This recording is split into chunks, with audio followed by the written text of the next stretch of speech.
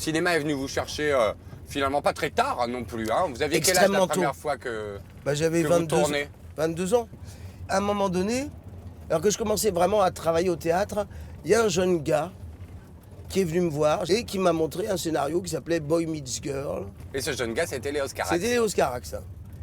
Et puis, j'ai passé des essais, j'ai fait une audition. Et puis, il m'a fait marner pas mal de temps. Et puis finalement, c'est tombé sur moi. Il m'a pris au milieu de plein de comédiens de ma génération, en fait, qu'il avait auditionné aussi. Et ça vous plaît, du coup, de tourner Boy Meets Girl avec Carax? Ce qui est bien au théâtre, c'est qu'en général, on entre en scène, déjà on est chaud, il y a quelque chose qui s'imprime dans le corps, et puis on va jouer, on va proférer un texte, mais on entre. On est déjà dans un mouvement, on est dans du mouvement. Et au cinéma, c'est terrifiant. Au départ, c'est immobilisant, figeant même, parce qu'on se retrouve coincé dans des paramètres assez rigoureux, c'est-à-dire dans le champ de la caméra. Souvent, des fois, on est pris en gros plan ou en plan moyen. Et donc, il y a vraiment des paramètres, des places qui sont marquées au sol. Il y a les lumières dans lesquelles on doit être. Il y a l'axe de la caméra.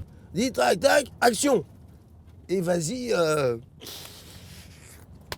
démerde-toi, quoi. Et souvent, il faut commencer à jouer à partir de rien. À partir d'une immobilité, à partir de quelque chose de complètement factice, artificiel, d'essayer de trouver une dynamique. Et surtout, le plus paralysant, en plus, quand on débute, c'est justement c'est la parole. Là, pof, faut sortir la parole, le verbe, quoi, une phrase, et c'est une sorte de cauchemar, en fait, au départ. Pendant longtemps, j'ai pas compris ce que je jouais. Et quand c'est sorti, quand le film est sorti, ça m'a atterré de me voir brusquement. Comme ça, dans toutes les dimensions, de me voir, de parler à l'image avec ma tronche et tout. Et j'étais épouvanté.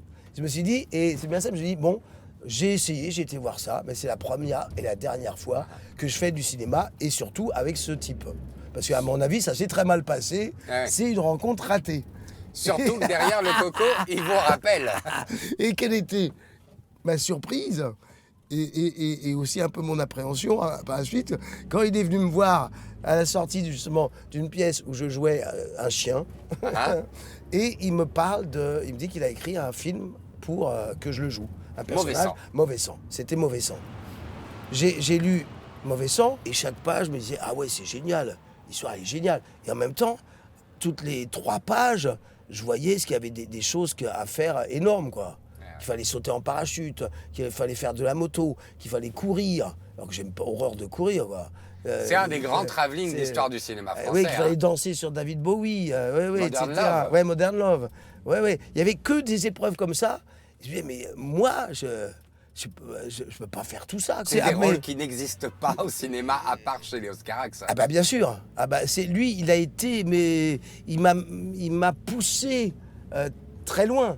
Il a mis sur moi une exigence de danseur, d'acrobate, de comédien aussi, très très très très forte. Derrière Mauvais Sang, ce coco vous rappelle encore une fois. Oui. C'est Les Amants du Pont-Neuf. Les Amants du Pont-Neuf, mais ça c'était épouvantable. On a abordé l'univers de la misère sociale, des clochards, qui est effrayant quand on y plonge.